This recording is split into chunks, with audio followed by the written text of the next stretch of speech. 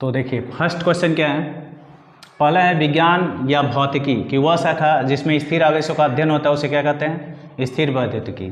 इसमें जो 2 नंबर का जो इतना बड़ा दिख रहा है आप लोगों को, इतना बड़ा होने का कारण है कि इसमें बहुत सारे पॉइंट को मिला करके एक पॉइंट बना दिए हम, जिसमें कि कोई भी क्वेश्चन आ सकता है, लिखा रहेगा कि बिजली का चमकना किसके सिद्धांत पर कार्य करता है, तो आपको बोलना है स्थिर वैद्युतिकी। ठीक है, इस तरह से आंसर होगा।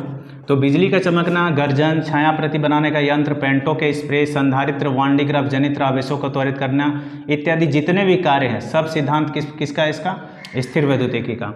दूसरा क्वेश्चन है कि वह मौलिक भौतिक राशि जिससे किसी पदार्थ में विद्युत संबंधी प्रभाव उत्पन्न होता है वो क्या कहलाता है, तो आवेश है। आवेश का प्रमाण सबसे पहले किसने दिया या किसने देखा, तो थेल्स ने। थेल्स ने कब देखा था, 600 ईस्वी पूर्व।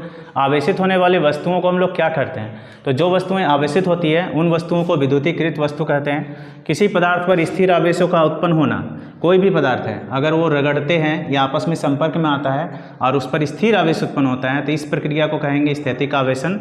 विद्युत आवेश शब्द की उत्पत्ति किस शब्द से हुई है, तो याद रखना है कि अंबर से हुई है। अंबर का ही ग्रीक नाम इलेक्ट्रम है और इलेक्ट्रम शब्द से ही आवेश की उत्पत्ति हुई है। तो अगर आपका आता है कि विद्युत आवेश शब्द का ऑप्शन रहेगा अंबर और इलेक्ट्रम, अगर दोनों तो रहेगा नहीं, अगर दोनों में से एक रहेगा तो आपको अंबर या इलेक्ट्रम को चूज करना है। और अंबर का ग्रीक नाम याद रखना है कि इलेक्ट्रम है, इलेक्ट्रम से ही आवेश शब्द की उत्पत्ति हुई है। ठीक, इसके आगे देखिए, आगे देखिए अन्य पदार्थों पर आवेश के प्रभाव, मतलब बताए थे कि 600 ईस्वी पूर्व, 600 ईस्वी पूर्व जो है यूनान में थेल्स ने देखा था कि अंबर को फर से जब रगड़ा गया था तो आवेश के प्रभाव को उन्होंने देखा था। फिर उसके बाद कह रहे हैं 16 ईस्वी में उन्होंने फिर अन्य लोगों ने देखा कि अन्य पदार्थों पर भी आवेश के प्रभाव पड़ा। तो वहाँ पे क्या है कि अन्य पदार्थों पर आवेश के प्रभाव को कब देखा गया, तो 16 ईस्वी में। आवेश कैसी राशि है, तो आवेश अदिश राशि है। आवेश का ऐसा ही मात्रक क्या होता है, तो कूलाम होता है। 1 कूलाम बराबर होता है 1 एम्पियर सेकेंड, क्योंकि आवेश का सूत्र होता है आवेश बराबर धारा गुना समय, तो धारा का 1 एम्पियर हो गया, समय का 1 सेकेंड हो गया। यहाँ पर फॉर्मूला आपको हो सकता है कि संकेत में भी दें, तो Q बराबर IT या I इंटू टी। 1 कूलाम बराबर 1 एम्पियर सेकेंड होता है। किसी पदार्थ पर आवेश की उपस्थिति दर्शाने वाला यंत्र, यानी कोई पदार्थ आवेशित है कि नहीं है, अगर इसको जानना हो तो उसके लिए एक यंत्र का उपयोग किया जाता है जिसका नाम है विद्युतदर्शी। विद्युतदर्शी में क्या होता है कि अधिक संवेदनशीलता के लिए, यानी कि अगर आपको अच्छी तरह से जानना है कि आवेश है या नहीं है, हल्का सा आवेश के प्रभाव को भी समझना है, तो उसके लिए आप लोगों को उसमें कह रहा है कि किस पत्र का उपयोग होता है, तो आपका आंसर होगा स्वर्ण। स्वर्ण मतलब सोना जिसको बोलते हैं। प्राचीन काल में कांच पर उत्पन्न आवेश को याद रखना है कि विट्रियस बोला जाता है। विट्रियस का लैटिन अर्थ होता है कांच। विट्रियस मतलब होता है रियल में पारदर्शी, ठीक ना, हल्का सा पारदर्शी, ज़्यादा नहीं। तो यहाँ पर होता है कांच। ठीक है। अंबर पर उत्पन्न आवेश क्या कहलाता है, रेजिनस। रेजिनस का सही नाम क्या है, तो रेजिनस एक चीज़ याद रखना है कि रेजिनस नाम इसलिए रखा गया क्योंकि अंबर भी एक प्रकार का क्या है, रेजिन है। अगर अंबर क्या है तो अंबर एक प्रकार का रेजिन है, ये याद रखना है। रेजिन अधिकतर गोंद को बोला जाता है। किन पदार्थों में मुक्त इलेक्ट्रॉन्स होते हैं, तो किन पदार्थों में मुक्त इलेक्ट्रॉन्स होते हैं, तो धातु या चालक में। किन पदार्थों में मुक्त इलेक्ट्रॉन्स नहीं होते, तो कुचालक में। किन में अल्प मात्रा में मुक्त इलेक्ट्रॉन्स होते हैं, तो अर्धचालक में। किन में होते हैं, अल्प मात्रा में, थोड़ी संख्या, कम संख्या में होते हैं। परमाणु के बाहरी कक्षा के इलेक्ट्रॉन, परमाणु के जो बाहरी कक्षा के इलेक्ट्रॉन्स हैं, हम लोग जूनियर क्लास में पढ़े भी हैं कि संयोजी इलेक्ट्रॉन्स कहलाते हैं, लेकिन वही इलेक्ट्रॉन्स को हम लोग मुक्त इलेक्ट्रॉन्स भी बोलते हैं। ठीक है, इसके आगे देखिए, आगे देखिए 28 नंबर है विद्युत अपघट्य में गतिशील आवेश। गतिशील आवेश वही फ्री इलेक्ट्रॉन्स जिसको बोल रहे हैं। मुक्त आवेश जो होते हैं जो माध्यम में गति करते रहते हैं, तो माध्यम नहीं, परमाणु के बाहरी कक्षा में जो गति करते हैं या माध्यम उसको बोल रहे हैं। जैसे धातु, अधातु। धातु में जो है, अधातु में तो ये गति नहीं करते, लेकिन धातु में जो भी फ्री इलेक्ट्रॉन्स होते हैं तो उसी फ्री इलेक्ट्रॉन को ही हम लोग क्या कहते हैं, गतिशील आवेश। तो गतिशील आवेश कहता है कि विद्युत अपघट्य में कौन होते हैं, तो इलेक्ट्रॉन्स होते हैं और आयंस। अब करें संपर्क द्वारा आवेशन में, संपर्क द्वारा यानी दो पदार्थों को जब हम आपस में सटा करके देते हैं, जैसे मान लीजिए कि ये प्लस आवेश है और ये अनावेशित है। अगर इस अनावेशित मतलब कोई आवेश नहीं है इस पर, अगर हम इसको संपर्क में ऐसे ला दें, सटा दे तो क्या होगा, इस पर भी प्लस आवेश हो जाएगा। तो संपर्क द्वारा आवेशों में क्या होता है कि इसका आवेश इस पे चला आता है। ठीक है, इसका आवेश इस पे चला आता है। तो वही कह रहे हैं कि आवेशन में याद रखना है आवेशों का स्थानांतरण होता है, आवेश एक जगह से दूसरी जगह जाते हैं। अगला नंबर है आवेश की किस विधि में दो वस्तुओं पर समान आवेश उत्पन्न होता है। तो कौन सी विधि है जिसमें दो वस्तुओं पर समान आवेश उत्पन्न होता है, तो भौतिक संपर्क। अगला पॉइंट है आवेशन की किस विधि में दो वस्तुओं पर परिमाण में समान लेकिन विपरीत प्रकृति का आवेश उत्पन्न होते हैं, तो आंसर है घर्षण द्वारा आवेशन। क्वांटमीकरण में क्या होता है, Q बराबर प्लस माइनस एन ही होता है, तो E का मान उसमें क्या होता है, E का मान होता है 1.6 इंटू 10⁻⁻19 कूलाम। कूलाम ने आवेशों के बीच बल को किस तुला द्वारा मापा था सबसे पहले, तो टॉर्जन तुला से ये सत्यापित किए थे वो आंसर को। दो आवेशों के बीच कूलाम बल जो होता है उसका वैल्यू, इसका फार्मूला ये होता है जिसमें कि एप्सिलॉन नॉट जो है एक फार्मूला से निकाला गया है, वो फार्मूला है E बराबर यानी एप्सिलॉन बराबर एप्सिलॉन नॉट एप्सिलॉन आर। तो ये एप्सिलॉन क्या है, विद्युतशीलता है, और एप्सिलॉन नॉट क्या है, मुक्त आकाश की निरपेक्ष विद्युतशीलता, और एप्सिलॉन आर क्या है, तो माध्यम की सापेक्ष विद्युतशीलता। ठीक है,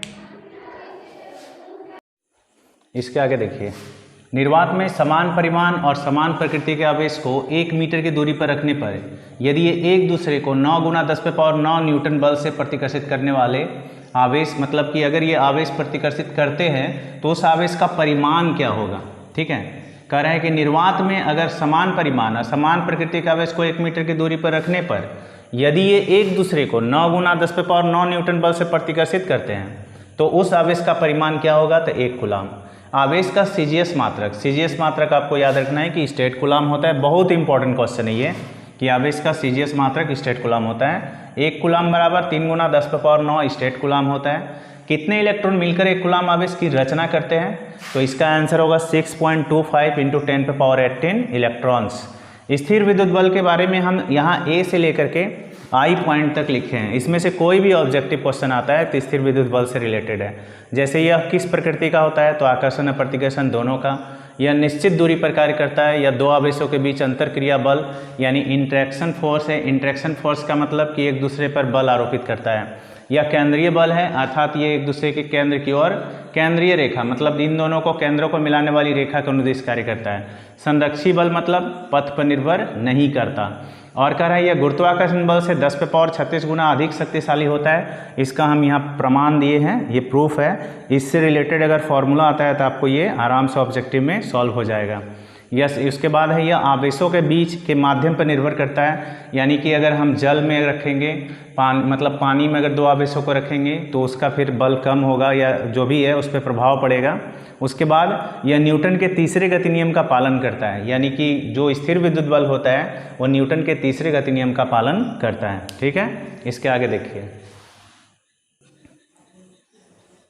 अब आगे विद्युत क्षेत्र की तीव्रता बराबर होता है बल बटे आवेश। इसमें याद रखना है 42 नंबर में 42 में लिखा है E बराबर F/Q0। ठीक है, इसी का फॉर्मूला है। विद्युत क्षेत्र की तीव्रता का ऐसा ही मात्रक क्या होता है, बल का ऐसा मात्रक न्यूटन, आवेश का प्रति कूलम। विद्युत क्षेत्र की तीव्रता कैसी राशि है, तो ये याद रखना है आपको कि सदिश राशि है। विद्युत क्षेत्र की तीव्रता का विमेय सूत्र यहाँ लिख दिया गया है। विद्युत क्षेत्र उत्पन्न करने वाले आवेश को याद रखना है स्रोत आवेश कहते हैं, मतलब ऐसा आवेश जो विद्युत क्षेत्र उत्पन्न करे उसको कहेंगे स्रोत आवेश। और स्रोत आवेश, यहाँ पे स्रोत आवेश की चर्चा इसलिए कर रहे हैं क्योंकि हम विद्युत क्षेत्र की तीव्रता से रिलेटेड सारा यहाँ से लेकर के आपका यहाँ तक, माने 41 से 52 तक विद्युत क्षेत्र की तीव्रता से रिलेटेड ऑब्जेक्टिव जो भी आता है आप इसी में सॉल्व कर सकते हैं। विद्युत क्षेत्र की तीव्रता का स्रोत जो है, विद्युत क्षेत्र की जो तीव्रता है स्रोत आवेश पर निर्भर करती है। ठीक है, याद रखना है कि ये स्रोत आवेश पर निर्भर करती है, जो स्रोत आवेश है उसी की प्रकृति पर। अब कह रहा है विद्युत क्षेत्र के कारण जो बल अनुभव करने वाला जो अत्यंत सूक्ष्म आवेश जो होता है, अत्यंत सूक्ष्म आवेश ही क्या कहलाता है, परीक्षण आवेश। ठीक है, याद रखना है परीक्षण आवेश कहलाता है। विद्युत क्षेत्र की तीव्रता परीक्षण आवेश की मात्रा पर निर्भर करती है। उसके बाद है विद्युत क्षेत्र की तीव्रता किस सिद्धांत पर कार्य करती है, अध्यारोपण के सिद्धांत का पालन करती है।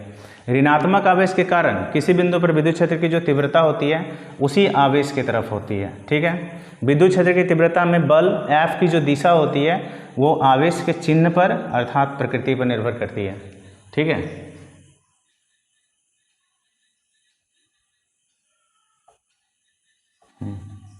अब अगला देखिए, इसके आगे देखिए, इसमें लिखा है किसी पृष्ठ से संबंध विद्युत फ्लक्स का फॉर्मूला क्या होता है, तो d∅ बराबर E.ds जो कि स्केलर क्वांटिटी में है, मतलब स्केलर प्रोडक्ट में है, और इसका हम लोग फॉर्मूला लिखेंगे EDS cos थीटा। ठीक है, तो अगर हम लोग इसका इंटीग्रेशन करते हैं तो यह आंसर आ जाता है। विद्युत फ्लक्स का ऐसा ही मात्रक क्या होता है, ऐसा ही मात्रक न्यूटन मीटर स्क्वायर प्रति कूलम, और न्यूटन मीटर में 1 जूल होता है तो जूल मीटर पर कूलम भी लिख सकते हैं। विद्युत फ्लक्स का विमीय सूत्र ये है। उसके बाद ऐसे अणु जिसमें प्रोटॉन्स के द्रव्यमान केंद्र इलेक्ट्रॉन्स के द्रव्यमान केंद्र के संपाती नहीं होते वो कहलाते हैं ध्रुवीय अणु। ठीक है, तो ध्रुवीय अणु का फिगर आप लोगों को ये याद रखना है, इस तरह का होता है, इस तरह का। ठीक है। ये ध्रुवीय अणु का फिगर हो गया। अब कह रहे हैं ध्रुवीय अणु को विद्युत क्षेत्र में जब रखते हैं तो अध्रुवीय अणु में बदल जाते हैं। तो अध्रुवीय अणु में बदलना क्या कहलाता है? तो अध्रुवीय अणु में बदलना कहलाता है ध्रुवण। याद रखना ये प्रक्रिया ही ध्रुवण है। ऐसे विद्युत रोधी जिनका आसानी से ध्रुवण हो जाता है वो कहलाते हैं पराविद्युत। ठीक है। कह रहे किसी विद्युत द्विध्रुव का कुल आवेश क्या होता है? याद रखना है कि विद्युत द्विध्रुव का कुल आवेश शून्य होता है, लेकिन इसका विद्युत क्षेत्र जो है, विद्युत क्षेत्र की तीव्रता इसकी शून्य नहीं होती। जब किसी पराविद्युत को विद्युत क्षेत्र में रखा जाता है तो इनके परमाणु या अणु किसके समान व्यवहार करते हैं? तो याद रखना है द्विध्रुव के समान। विद्युत द्विध्रुव आघूर्ण का फॉर्मूला P बराबर होता है Q × 2L। ये याद रखना है कि ये वेक्टर फॉर्म में है। अगर आपको ऑब्जेक्टिव में ये भरने आता है स्केलर में तो आपको लिखना है P बराबर Q × 2L, वेक्टर हट जाएगा। कह रहा है विद्युत द्विध्रुव आघूर्ण का ऐसा ही मात्रक क्या होता है? Coulomb metre. ठीक है। और इसके बाद द्विध्रुव का बीमीय सूत्र होता है MLTA। आवेश का होगा 80, इसका L, M तो नहीं होता। डायमेंशनल फॉर्मूला लिखते हैं इसका।